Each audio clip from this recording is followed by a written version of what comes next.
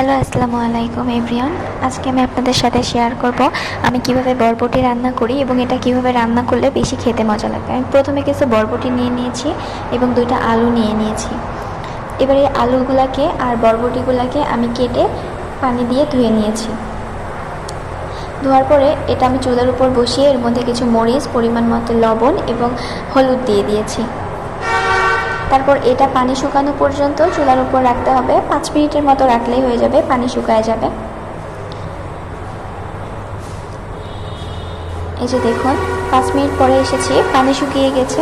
এখন এটা আমরা চুলা থেকে নামিয়ে ফেলব। চুলা থেকে নামিয়ে একটা কড়াইয়ে বসিয়ে কড়াইয়ের মধ্যে কিছু সামান্য তেল দিব এবং আমার কেটে রাখা পেঁয়াজ এবং রসুন দিয়ে দিচ্ছি।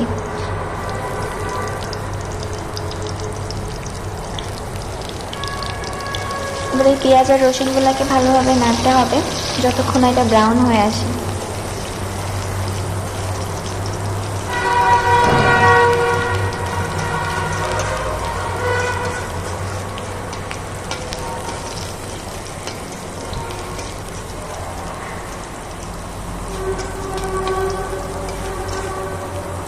যেটা এখন ব্রাউন হয়ে এসেছে, আমি এর মধ্যে এখন ওই বরবটিগুলো আর আলুগুলা দিয়ে দিয়েছি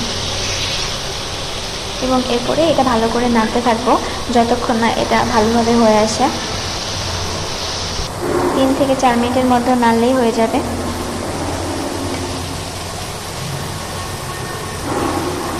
একটু ভালো করে নাড়তে হবে যাতে নিচে লেগে না যায়। 3 থেকে 4 মিনিট পরে এটা আমরা চুলা থেকে নামিয়ে নিব। এই যে আমরা চুলা থেকে নামিয়ে নিয়েছি। যারা কখনো এভাবে বরবটি ট্রাই করেন নাই তারা ট্রাই করে দেখতে পারেন। আশা করি আপনাদের সবার কাছে অনেক ভালো লাগবে। ধন্যবাদ।